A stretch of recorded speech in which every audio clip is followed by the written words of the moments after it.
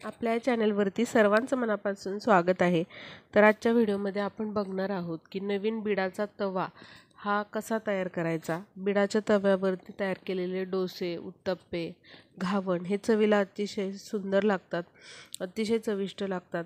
पण नवीन बिडाचा तवा आणल्यावरती तो तयार कसा करायचा, तो वापरायचा कसा, हेच बऱ्याच जणांना माहीत नसतं। तर मला अनेक कमेंट आलत्या, मेल आलते की ताई नवीन बिडाचा तवा आहे तर तो कसा तयार करायचा वापरण्यासाठी, ह्याची योग्य आणि सोपी पद्धत आम्हाला सांगा। तर त्यासाठी म्हणून हा व्हिडिओ मी बनवलेला आहे। तर व्हिडिओ स्किप करू नका, मध्ये मध्ये खूप चांगल्या अशा टिप्स मी दिलेल्या आहेत, नक्कीच त्या तुम्हाला युजफुल ठरतील। तर आपण व्हिडिओला सुरुवात करूया।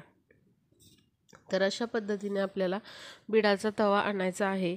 डोसा, उत्तप्पा, घावण बनवण्यासाठी अतिशय या तव्याचा छान वापर होतो। तर अशा पद्धतीने नवीन तवा घेतल्यावरती त्याला असं कोट असतं, कोटिंग केलेलं असतं। इथे तुम्ही बघू शकताय असं काळ्या कलरचं कोटिंग हाताला लागत आहे। तर ही जी खर असते ती आपल्याला आधी काढून टाकायची असते। काही तव्यांना जास्त प्रमाणात असते, काही तव्यांना कमी प्रमाणात असते। इथे बघू शकताय तुम्ही अशा पद्धतीने काळ्या कलरची ही जी खर आहे ती निघत आहे। तर नवीन तवा घेतल्याबरोबर आपल्याला ही खर आधी पेपरने किंवा टिश्यू पेपरने काढून घ्यायची आहे, जमेल तेवढी। त्यानंतर हा तवा जो आहे तो आपल्याला स्वच्छ असा घासून घ्यायचा आहे। जो तुम्ही साबण वापरता भांडे घासण्यासाठी, तर तो तुम्ही वापरून अशा पद्धतीने जमेल तितका हा तवा जो आहे कास्ट आयर्नचा तो स्वच्छ करून घ्यायचा आहे। इथे तुम्ही नारळाची शेंडी वापरू शकता हा तवा स्वच्छ करण्यासाठी, किंवा अगदी मिठाचा देखील वापर तुम्ही याच्यावरची खर काढण्यासाठी करू शकता। तर इथे बघा, मला जमेल तेवढा असा मी हा तवा स्वच्छ असा घासून घेतलेला आहे। तारेची घासणी तुम्ही वापरली तरी चालेल, जी कुठली घासणी तुमच्याकडे असेल त्याने तुम्ही हा तवा स्वच्छ करून घ्यायचा आहे। त्यानंतर टिश्यू पेपरने किंवा साध्या पेपरने तुम्ही हा तवा स्वच्छ करून घ्या, कोरड्या कापडाने स्वच्छ करून घ्यायचा आहे।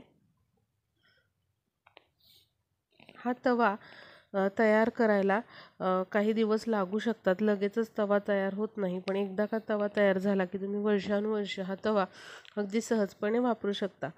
तर आता बघा, अशा पद्धतीने तवा आपला कोरडा करून झाल्यानंतर यावरती बऱ्यापैकी तेल टाकायचं आहे। कोणतंही घरातलं तेल तुम्ही टाकू शकता जे स्वयंपाकासाठी वापरता येते। आता हे तेल जे आहे ते तव्याला सगळीकडून असं पसरवून घ्यायचं आहे।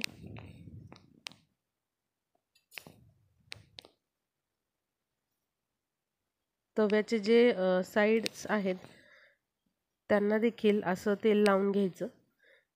बिडाच्या तव्याला जेवढं तुम्ही तेल लावाल, जेवढं तुम्ही तेल या तव्यावरती टाकाल, तितका हा जो तवा आहे तो तयार होतो। जास्तीत जास्त तेल यामध्ये मुरलं पाहिजे याची आपल्याला काळजी घ्यायची आहे। तर अशा पद्धतीने मागील बाजूला देखील आपल्याला तेल लावून घ्यायचं आहे।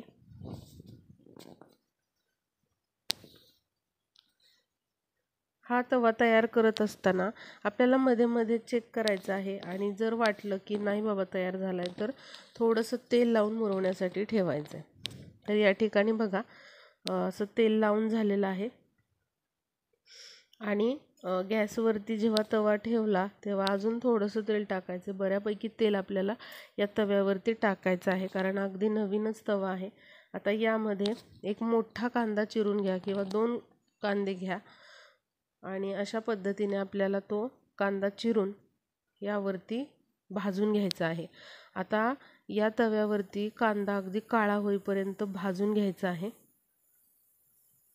आता तुम्ही हळूहळू बघाल की जो काळा कलर आहे किंवा जी खर असते या तव्याची ती या कांद्याला लागते। अगदी काळा करून घ्यायचा आहे कांदा आपल्याला इथे। आणि हा जो वापरलेला कांदा आहे तो खाण्यासाठी वापरायचा नाही। जोपर्यंत तवा तयार होत नाही तोपर्यंत याच्यावरच्या वस्तू किंवा याच्यावर केलेले पदार्थ खायचे नाहीत। आता बघा, भरपूर प्रमाणात हा कांदा जो आहे काळा झालेला आहे।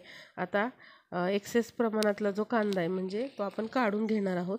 आणि अशा पद्धतीने बघा खाली तेल उरलेलं आहे। आता यावरती झाकून आपल्याला 12 तास हा तवा असाच तेल याच्यामध्ये मुरू द्यायचे। आता हा जो कांदा आहे काळा झालेला तो फेकून द्यायचा आहे। तो कुठल्या भाजीत वापरायचा नाही किंवा आपल्याला खायला वापरायचा नाही। 12 तासानंतर हे सगळं जे तेल आहे ते काढून टाकायचं आहे आणि गरम पाणी या तव्यावर ओतायचं आहे। आणि गरम पाण्यामध्ये हा जो तवा आहे तो अर्धा तास ठेवायचा आहे। त्यानंतर अशा पद्धतीने तो पुन्हा साबणाने स्वच्छ असा घासून घ्यायचा आहे आपल्याला आणि स्वच्छ असा तो पुन्हा गार पाण्याने तुम्हाला धुवून घ्यायचा आहे। अशा पद्धतीने कांदा भाजल्यानंतर 12 तास आपण त्या तेलामध्ये कांदा भाजलेल्या तेलामध्ये तवा मुरण्यासाठी ठेवून दिलेला। त्यानंतर गरम पाण्यामध्ये अर्धा तास आपण हा तवा भिजत ठेवायचा आणि स्वच्छ घासून पुन्हा आपल्याला आता हा गॅसवर ठेवायचा आहे। त्यावरती बऱ्यापैकी तेल टाकायचं आहे आणि आता इथे बघा घावणाचं पीठ आहे। ज्या पद्धतीने आपण घावणासाठी पीठ करतो तसं करून घेतलेलं आहे। आता घावण टाकून बघूया आपण। तर अशा पद्धतीने तेल टाकायचं आणि हे घावण सोडायचं आहे। इथे गॅस जो आहे तो मध्यम करू शकता किंवा तुम्ही स्लो करू शकता।